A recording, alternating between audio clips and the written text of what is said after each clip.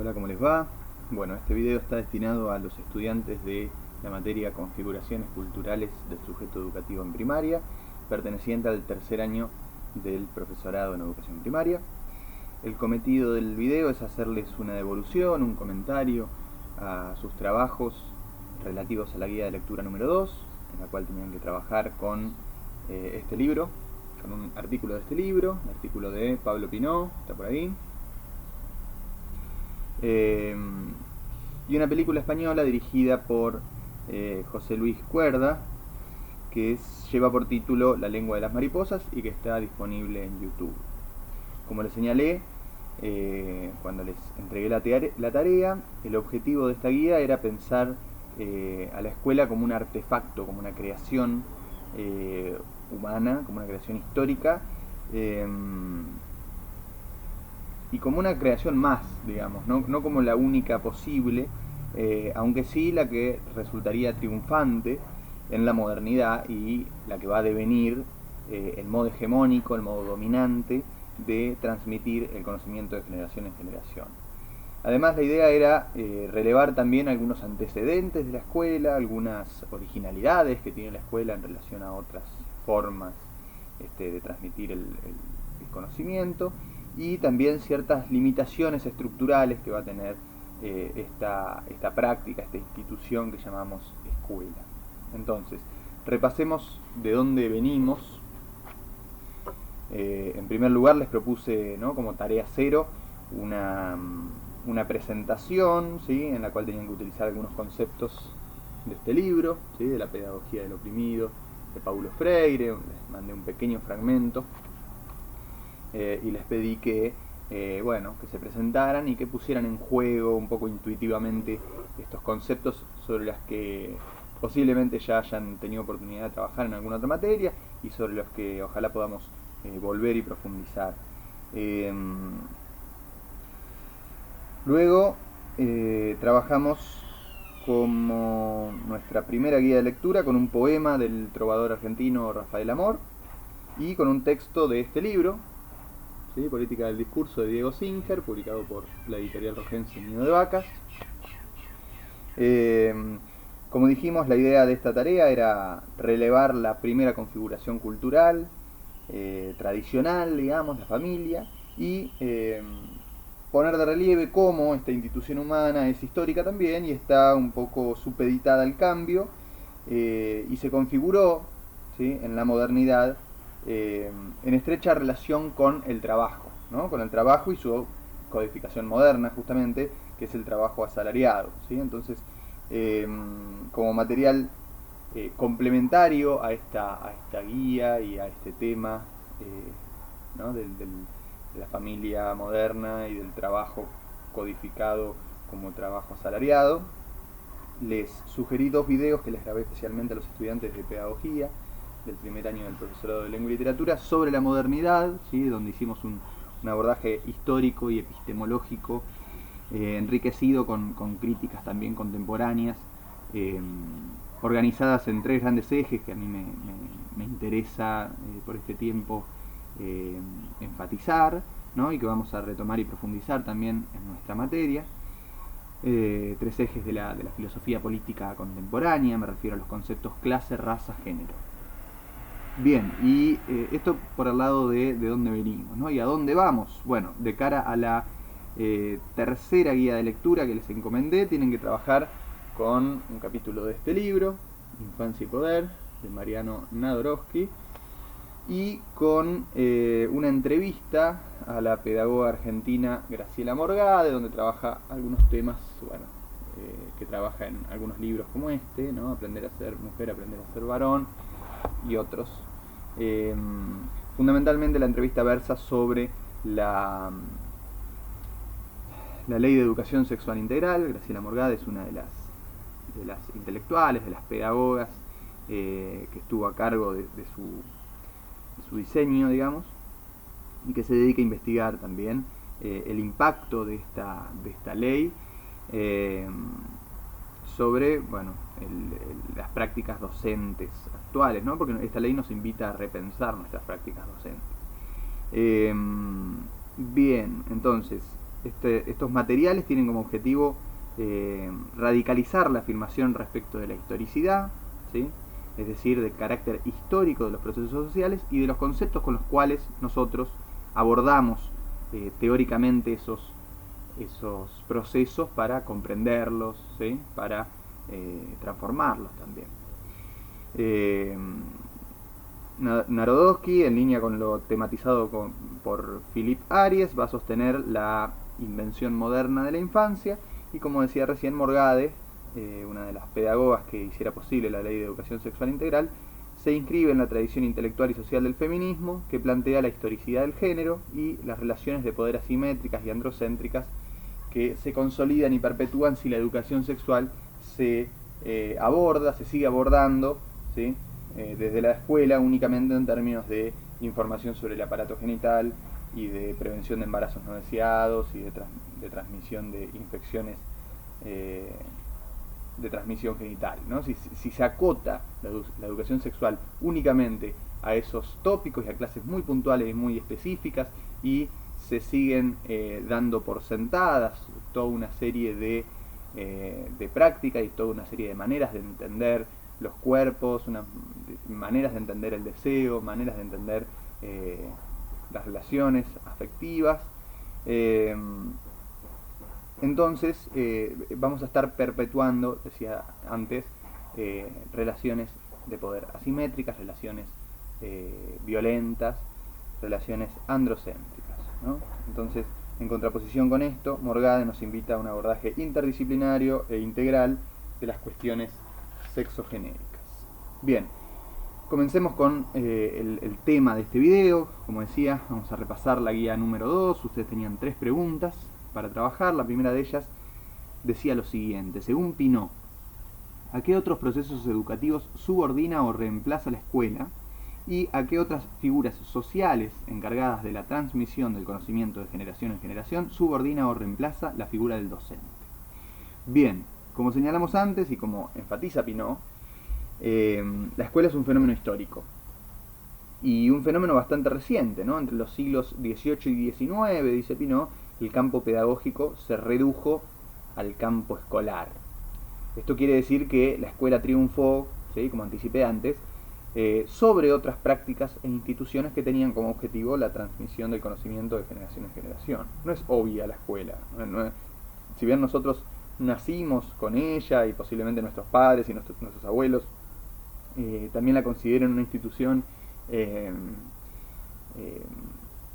forma parte, digamos, de las expectativas de vida, ¿sí?, de nuestros planes de vida, ¿sí? Lo cierto es que el carácter universalizante de la escolarización es un fenómeno, mirado a largo plazo, bastante reciente, ¿no? Entonces, en cuanto a prácticas e instituciones que la escuela asimila o subordina, Pinot destaca la catequesis, es decir, la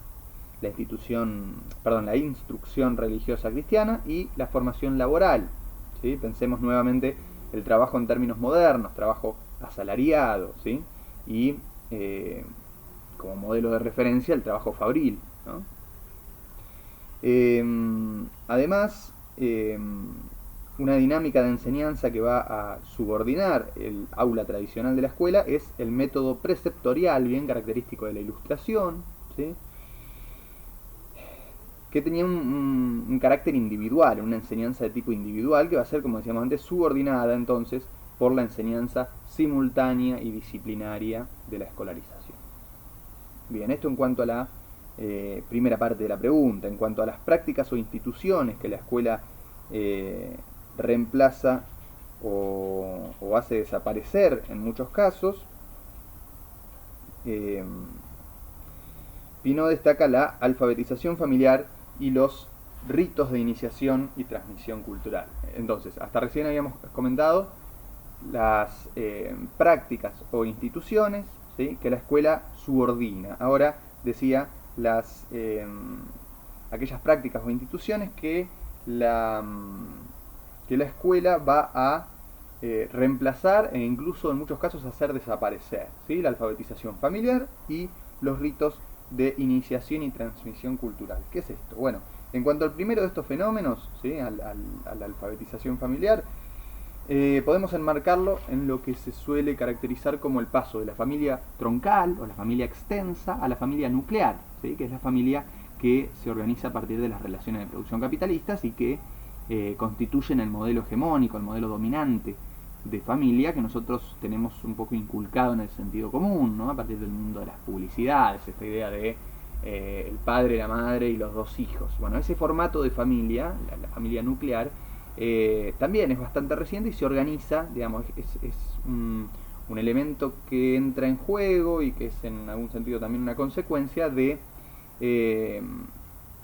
una serie de cambios muy profundos y muy acelerados que se dan en la modernidad y que podemos emparentar rápidamente con el trabajo asalariado, con el trabajo fabril. Entonces, la alfabetización familiar va a ser reemplazada por la escolarización, ¿sí? En vez de ser alfabetizados en sus casas, los chicos van a ir a un lugar específico a instruirse. Bien, y en cuanto al segundo aspecto, la transmisión cultural, los vuelvo a invitar a que escuchen los videos sobre la modernidad que les grabé a los estudiantes de pedagogía, porque allí tematicé específicamente, entre otras cosas, el concepto eurocentrismo, ¿no? Dicho muy rápidamente, la escuela es una institución forjada en Europa, ¿sí? Que instala o que instaura a sangre y fuego, junto a otro montón de prácticas e instituciones modernas, a la escuela en el resto del mundo, ¿no? Al sistema de escuelas y universidades en el resto del mundo. Este proceso violento, que fue la colonización europea, capitalista del mundo, tiene como secuela una herencia conceptual en que se perpetúa esa dominación y que los filósofos y filósofas latinoamericanas llamamos colonialidad, ¿sí? Entonces, haciendo un resumen rápido, prácticas o instituciones que la escuela subordina, decíamos antes, bueno, la catequesis, la formación laboral, ¿sí? Y el método preceptorial de enseñanza, ¿no? Entonces, podríamos hablar de el aspecto religioso, el aspecto laboral y el aspecto ilustrado, ¿no? Esa corriente sobre la que también charlamos en los videos de pedagogía. En cuanto a prácticas o instituciones que la escuela directamente reemplaza, ¿sí? La alfabetización familiar, en muchos casos, y la transmisión cultural, ¿sí? Ahora bien, en cuanto ahora sí a la segunda parte de la pregunta, número 1, Pineau destaca como figuras sociales responsables de la transmisión del conocimiento de generación en generación, subordinadas o reemplazadas por la figura del docente, a las figuras sociales del anciano, el clérigo y el sabio, ¿sí? Vamos a pasar a la pregunta número 2, que decía lo siguiente: ¿cuáles son las grandes continuidades que lee Pineau entre la religiosidad cristiana y la escolarización laica? ¿Y cuáles son las rupturas o novedades de la segunda en relación a la primera? ¿Sí? Es decir, de la educación laica en relación a la religiosidad cristiana. Bueno, en cuanto a las continuidades, era muy útil lo que desarrolla Pineau en el apartado matriz eclesiástica, ¿sí? Yo destacaría 3 grandes elementos.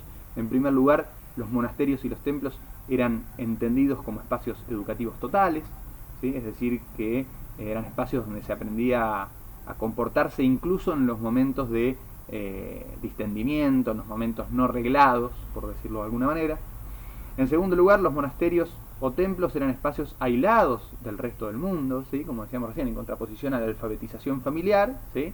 La escolarización lo que va a hacer es aislar a los chicos de sus hogares, de sus familias y ¿sí? Reunirlos con otros pares para ser justamente alfabetizados, para ser educados en un formato de educación simultánea, ¿sí? Y en espacios aislados del resto de la comunidad, ¿sí? Esta va a ser otra de las grandes continuidades o herencias que van a tener lugar en las escuelas modernas. Y en tercer lugar, el hecho de que los monasterios y las abadías van a tener como función la conservación de los saberes. Asimismo, las escuelas no solo van a hacer posible la transmisión de conocimiento de generación en generación, sino que van a contar con espacios específicos de acopio de esos saberes letrados, ¿no? Las bibliotecas, ¿no? Todas las escuelas tienen bibliotecas, esto no es casual, ¿sí? Habría que hacer una salvedad, no obstante. El contenido académico va a ser más bien resguardado en universidades e instituciones, podríamos decir, propias de la ciencia moderna, ¿sí? Y como señala Pineau, se crea un saber propio, un saber escolar, que si bien tiene como referencia última el saber académico, es descontextualizado, es decir, sacado de su contexto de producción y legitimación y graduado, ¿sí? Se le pone en grados, se organiza en grados, ¿sí? Vamos a ver cómo Narodowski, ¿sí? En el próximo texto que ustedes tienen que trabajar, refiere a la edad, ¿no? Como un indicador fehaciente de esa gradación. En cuanto a las rupturas o novedades que implicó la escuela moderna en relación a su antecedente, la matriz eclesiástica, Pineau destaca que la función de la escuela no es únicamente conservar los saberes, sino que tiene la obligación de difundir y expandir esos saberes al exterior, ¿sí? Propagando los saberes, ¿sí? De las clases dominantes, de las culturas dominantes y de las identidades exogenéricas dominantes, ¿no? Siempre vamos a estar enfatizando este punto, o estos puntos. Además, la escuela, en tanto institución disciplinaria, ya vamos a profundizar este concepto Foucaultiano, ¿no? de Michel Foucault, de la mano de Michel Onfray, un pensador francés actual muy interesante, decía: además, la escuela, en tanto institución disciplinaria, en tanto institución ¿sí? que produce, ¿sí? Sujetos, cuerpos dóciles, va a garantizar la gubernamentalidad, ¿sí? Esta es otra característica bien específica de estas instituciones de esta época, ¿sí? Esta época moderna. Y en tercer y último lugar, yo destacaría la progresiva secularización, que es otro de los conceptos que trabajamos en los videos de pedagogía, y que si no lo conoces sería bueno que lo incorporen. Pineau destaca que los docentes van a ser considerados sacerdotes laicos, ¿sí? Que tienen como función social formar ciudadanos y proletarios.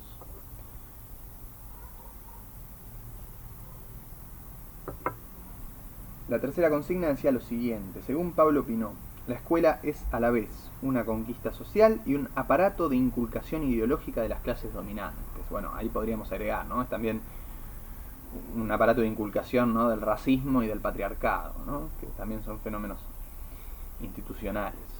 Bien, la pregunta decía lo siguiente: ¿cuáles prácticas, personajes o escenas de la película La lengua de las mariposas te resultan ejemplos de estos dos tópicos, ¿no? Bien.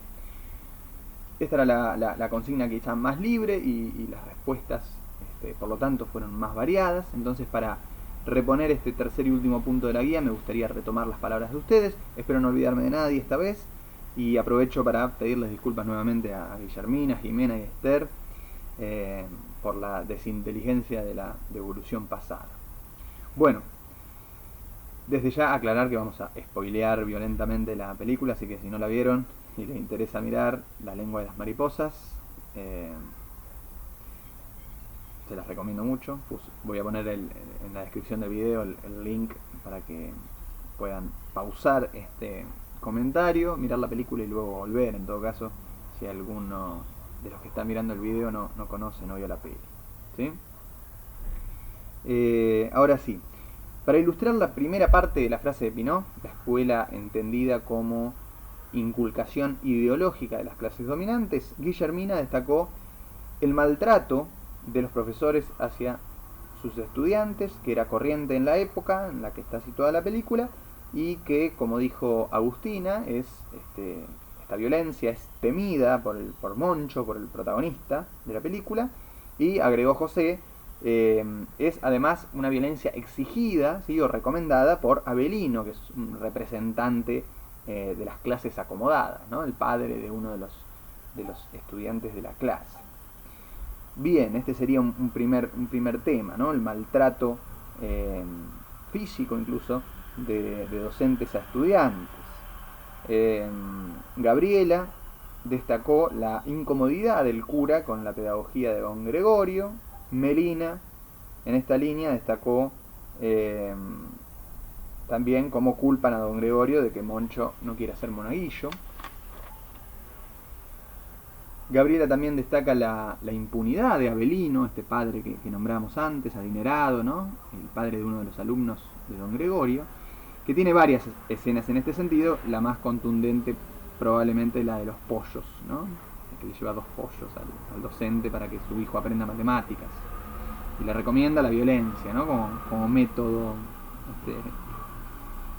para inculcar el conocimiento.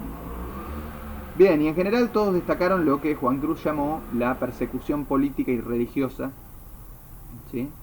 De don Gregorio y de una serie de personajes secundarios, ¿no? La escena de la quema de libros y la escena final con el encarcelamiento de los personajes contestatarios que van a devenir presos políticos del fascismo español, frente al abucheo del pueblo, ¿sí? Tanto de aquellos que estaban de acuerdo con la medida, como Avelino y su familia, como de aquellos que tienen que aparentar estar de acuerdo para no ser ellos mismos perseguidos, ¿no? Que es el caso de la familia de Moncho, el protagonista. En cuanto a la segunda parte de la frase de Pinós, ¿sí? En cuanto a entender la escuela como una conquista social, Vanessa destacó la escena en que el profesor don Gregorio va a buscar al alumno Moncho para que vuelva a la escuela, y señaló que Gregorio, para poner en orden la clase, no grita ni castiga, sino que se limita a hacer silencio, ¿no? Gabriela caracterizó las clases de don Gregorio como participativas y significativas y puso como ejemplo la salida a la naturaleza.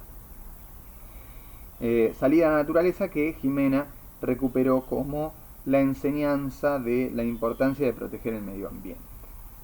Melina destacó una escena interesante. Hay un personaje que le cobra a otro para leerle un papel. Entonces fíjense hasta qué punto la conquista de la alfabetización ¿no? implica, quiero decir, la alfabetización implica una conquista, ¿no? Una conquista de derechos, de posibilidades, ¿no? El saber es poder.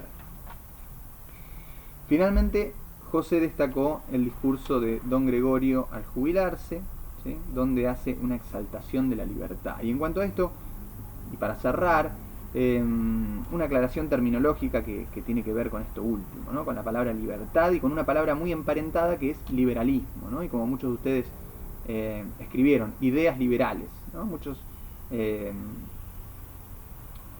pusieron, ¿no? Las ideas liberales de don Gregorio.